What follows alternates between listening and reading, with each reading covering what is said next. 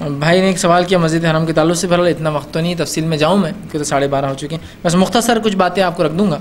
देखिए मस्जिद हराम की अगर पूरी तारीख़ आपको पढ़ना है तो तारीख़ मक्का और तारीख़ मदीना, सफ़ीउर रहमान मुबारकपुरी साहब ने बहुत अच्छी 2 किताबें लिखी हैं, इंग्लिश में भी आ चुकी है, history of Mecca and history of Medina. ये 2 किताबें ले तो बहुत तारीख़ तस्वीर के साथ, अंदर कैसा दिखता, बाहर कैसा था, पुराने ज़माने में क्या था, कैसे कैसे बदला, कब कब बना, तामीरात कब कब हुए, ये सब है। बहरहाल ये घर इब्राहीम अलैहिस्सलाम ने तामीर किया था, इसके ताल्लुक़ से ही तफसीलात आती है। और इब्राहीम अलैहिस्सलाम के बाद ये मुख्तलिफ़ अदवार में टूटता और बनता रहा, ठीक, हत्ता कि नबी अकरम सल्लल्लाहु अलैहि वसल्लम के ज़माने में इसको फिर एक बार तोड़ा गया और उसको बनाया गया और संग अस्वद वहाँ रखा गया जहाँ आज भी है, और आप सल्लल्लाहु अलैहि वसल्लम ने खुद अपने हाथों से वो चीज़ रखी थी। ये आप सल्लल्लाहु अलैहि वसल्लम के नबी बनने से पहले का वाक़या था बहरहाल, लेकिन आपके दौर में भी पूरा तोड़कर फिर से उसको इब्राहीम अलैहिस्सलाम की बुनियादों से उसको मुशरिकीन मक्का ने तामीर किया था अपने हलाल पैसे से, ठीक। और बहरहाल बस ये एक जो है कमरा है किस्म का, 4 दीवारी है, लेकिन एक हर दीवारी बराबर नहीं, एक दीवार क्रॉस भी है, एग्जैक्ट स्क्वायर नहीं है। काबे का माना क्यूब होता है अरबी ज़बान में, लेकिन एग्जैक्ट स्क्वायर नहीं है, एक दीवार थोड़ी सी वो है। इसी तरह ये थोड़ा बड़ा था और स्क्वायर नहीं था, ये काबा नहीं था पहले, ये लंबा था, रेक्टेंगल था। वह हातिम जो है, जो दीवार है गोल, वह हातिम भी काबे का हिस्सा हुआ करती थी। लेकिन हुआ यूँ कि मुशरिकीन मक्का ने जब इसको तामीर किया तो पैसे कम पड़ गए थे उनके पास, तो उन्होंने क्या सोचा अब कैसे करना, तो उसको शॉर्ट कर दिया था। तो वह हातिम जो है, जहाँ नमाज़ पढ़ते लोग, वो हातिम भी काबे का हिस्सा है, याद रखिए। बहरहाल इसकी चारों दीवार यकसा नहीं, एक दीवार थोड़ी सी क्रॉस है, ठीक है।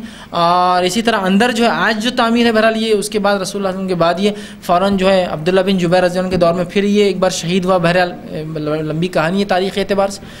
उसके बाद जो है फिर इसको तामीर किया गया, उन्होंने उसको वैसा तामीर किया जैसा ये मुशरिकीन मक्का से पहले था। हातिम को अंदर ले लिया, लेकिन हातिम को अंदर लेने के बाद इख्तिलाफ ये हुआ कि लोगों ने कहा ये क्या नया होगा, चूँकि खुरैश आदि थे उसके, और उन्होंने दरवाज़ा भी नीचे कर दिया था उसका। फिर जो है मैं बहरहाल गालिबन ये रसूलुल्लाह की बल्कि एक 60 साल की बात है, समझिए दौरे खिलाफत राशिदा की बात ये हुआ।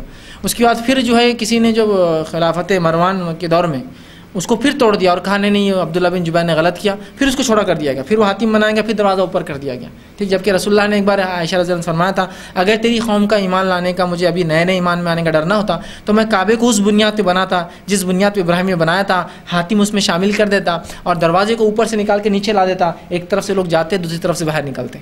ये खुरैश ने क्या किया था, ताकि बड़े लोग ही जबल के ऊपर कर दिया था उसको, लेकिन कहा कि नए नए हैं, फितना हो जाएगा इसलिए नहीं।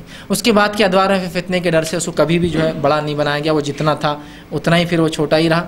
कई अदवार में हुआ, बहरहाल इस्माइली खिलाफ जो कुछ लोग, जब इनकी हुकूमत आई ईरान के अंदर, उस दौर में इन्होंने बहरहाल काफ़ी मुसलमानों को नुकसान पहुँचाया, ठीक है। फातिमी खिलाफत के अंदर इस पर हमला भी हुआ, एक बार इसको पूरा ढा दिया गया था और संग अस्वद उठाकर ये लेके चले गए। 27 साल तक संग अस्वद जो है ईरान में था, फिर वहाँ से मुसलमान सुन्नियों ने उनसे जंग की, बड़ा इसकी एक लंबी तारीख़ है। आज के दौर का जो काबा है बस बता देता हूँ कि इसको 4 दीवारी हैं, 4 परनाले ऊपर से, परनाले की पानी की कोई तक़द्दुस नहीं, वरना लोग नहाते खड़े रहते, बारिश आ गई तो बड़ा इससे फ़ायदा होता, ये होता।